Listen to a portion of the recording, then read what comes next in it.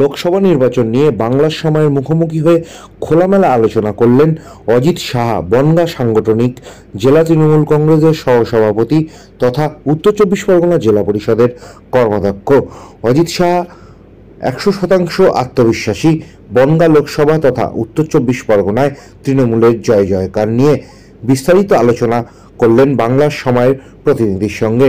ঠিক কি জানাচ্ছেন অজিত সাহা আসন্ন নির্বাচন নিয়ে, তৃণমূল কংগ্রেসের সম্ভাবনা নিয়ে, তাছাড়াও নানা রকম রাজনৈতিক আলোচনা করলেন অজিত সাহা। ঠিক কি বলছেন দেখুন বাংলার সময় ক্যামেরায়। লোকসভা নির্বাচনের দামামা বেজে গেছে চারিদিকেই।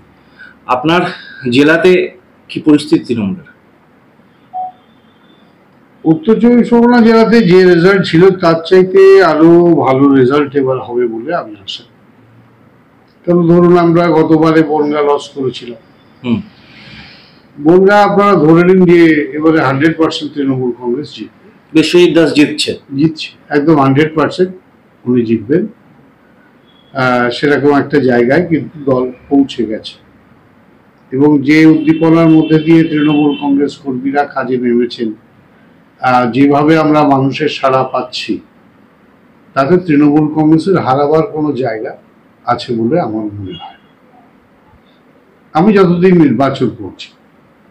আপনার নির্বাচন করার অভিজ্ঞতা বা নিজেও জনপ্রতিনিধি হয়ে দীর্ঘদিন ধরে দায়িত্ব সামলাচ্ছেন, আগে হাবড়া ওয়ানের পঞ্চায়েত সমিতির দায়িত্ব সামলেছেন, বর্তমানে জেলার কর্মাধ্যক্ষ। তো আপনি আমাদের উত্তর চব্বিশ পরগনা জেলার নিরিখে যদি সিট হিসাব করা হয়, এদিকে মতুয়া ফ্যাক্টর একটা বড় ফ্যাক্টর বলে আলোচনা হয়, আদতে কতটা জানি না। এই মতুয়া ভোটটা আপনাদের দিক থেকে কিছুটা হলেও মুখ ফিরিয়েছিল, সেটা কি কামব্যাক করাতে পেরেছেন? দেখুন, মতুয়া ভোট ফ্যাক্টর নয় কি ফ্যাক্টর, এটার চাইতেও বড় কথা, তারাও তো নাগরিক, তারাও মানুষ, তারাও ভোটার একদম। কিন্তু ধর্মের ভিত্তিতে ভোট যারা করাতে চায়, তারা নানাভাবে তাদের প্রলোভিত করে লাস্ট যে লোকসভা নির্বাচনে তাদেরকে একটা প্রলোভনের ফাঁদে ফেলে সেই ভোট কিন্তু একটা রাজনৈতিক দল নিয়েছিল। কিন্তু আজকে সেই ঝোলা থেকে বেড়ালটা বেরিয়ে পড়েছে। আজকে আর সেগুলো দিয়ে সেই সম্প্রদায়ের মানুষকে বশ করা যাচ্ছে না। ধরুন সিএএ, আজকে আজকের নিউজে রয়েছে এ পর্যন্ত বনগাঁ লোকসভার একজন ব্যক্তিও সিএএ তে আবেদন করেছেন বলে সরকারিভাবে কোনো নোটিফিকেশন নেই। কেন্দ্রীয় সরকারও বলছে তাদের কাছেও কোনো তথ্য নেই। তাহলে এই যে সিএএ, নাগরিকত্ব, এনআরসি, এই টোপ দিয়েই তো চলছে বিগত বেশ কয়েকটা নির্বাচন, বিধানসভা, লোকসভা, সর্বক্ষেত্রেই এগুলো কাজ করেছে। মানুষ আশাবাদী হয়, বিশেষ করে আমরা যারা ওপার বাংলার মানুষ, বেসিক্যালি ধরুন হয়তো আমার বাবা এসছেন, ঠাকুরদা এসছেন, তারপর আমরা এসছি, বা কেউ তারপরে এসছেন, তাদের স্বাভাবিকভাবেই একটা বিষয় থাকে যে যারা একদম পরে 71 সালের পরে এসছে, যে একটা নাগরিকত্ব পেলে যদি সত্যি সত্যি সরকারি একটা স্বীকৃতি হয়, অনেকের মনে হয় সেটা ভালো।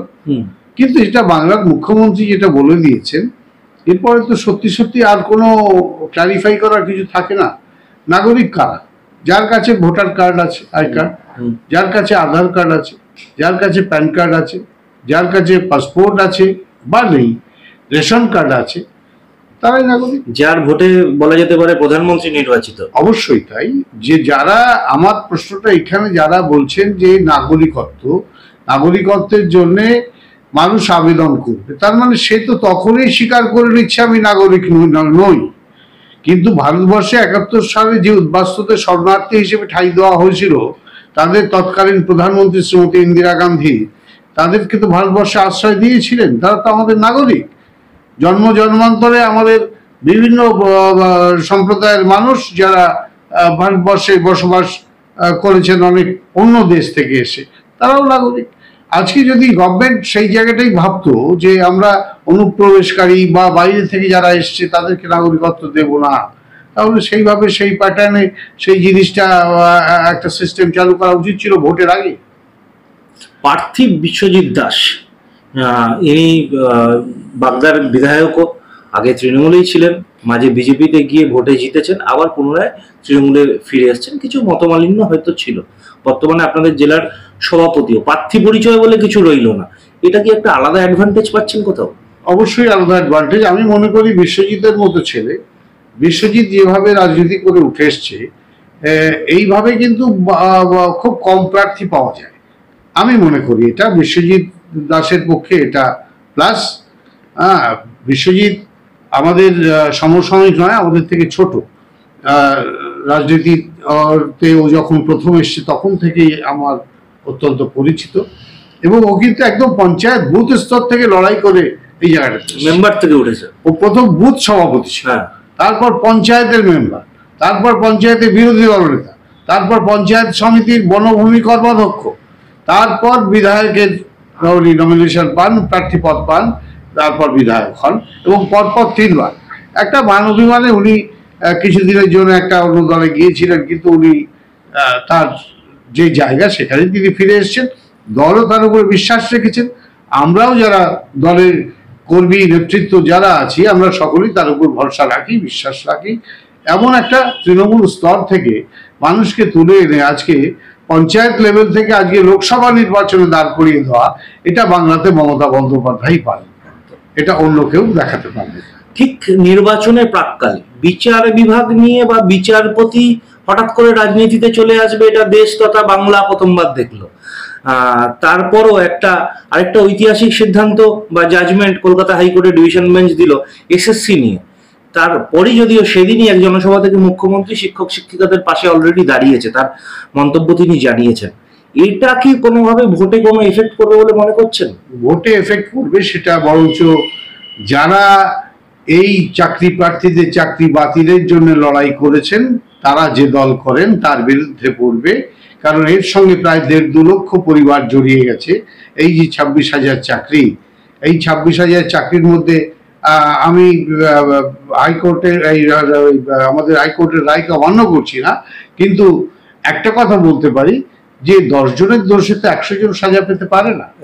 যারা অবৈধ আপনারা বেছে বের করুন, যারা অন্যভাবে অনিয়ম করে যারা চাকরি পেয়েছেন তাদেরকে খুঁজে বের করুন।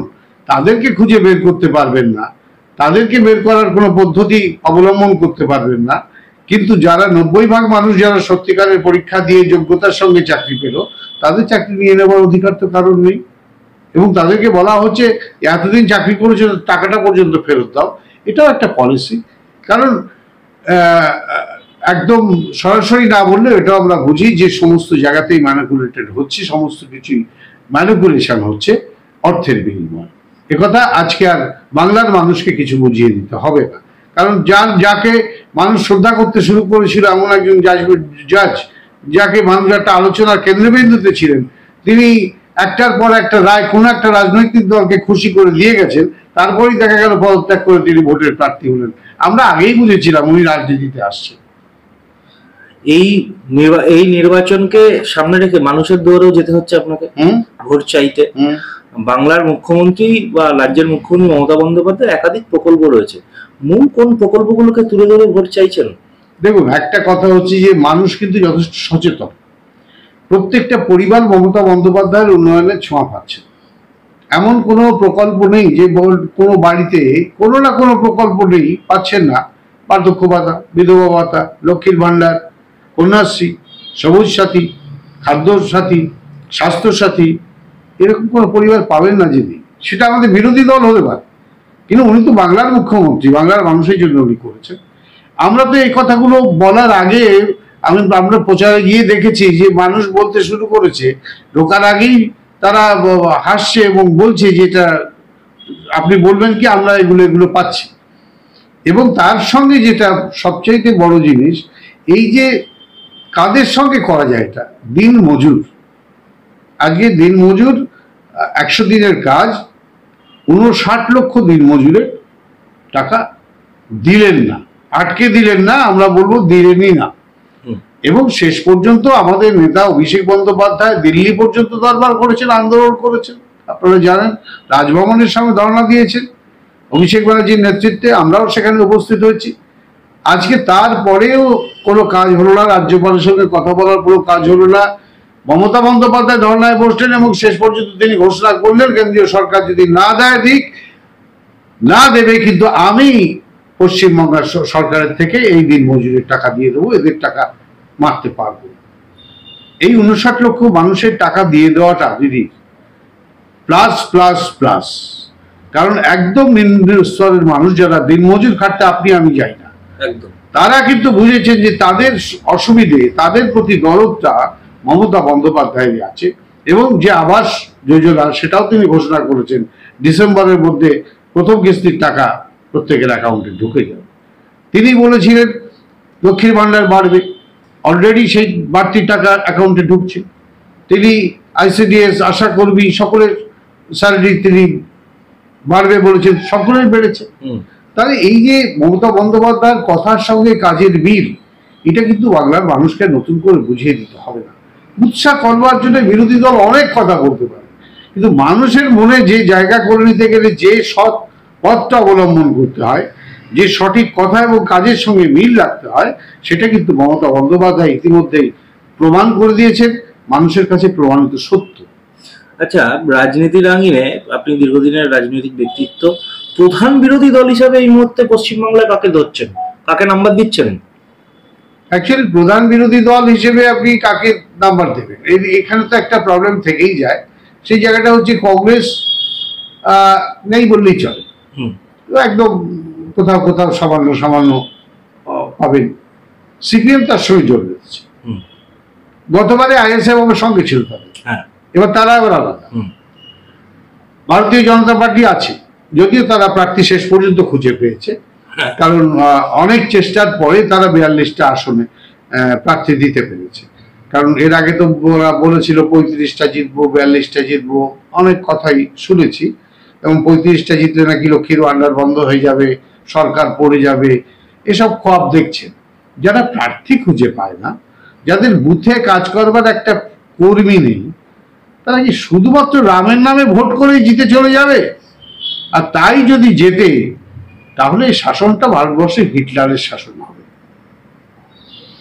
আপনি রাজনীতির বাইরে, এটা ঠিক প্রশ্ন না, বার্তা বলা যেতে পারে, নির্বাচনকে মাথায় রেখে পাখির চোখ করে আপনার জেলাবাসীর উদ্দেশ্যে বাংলার সময়ের মাধ্যমে কি বার্তা দিতে চাইবেন?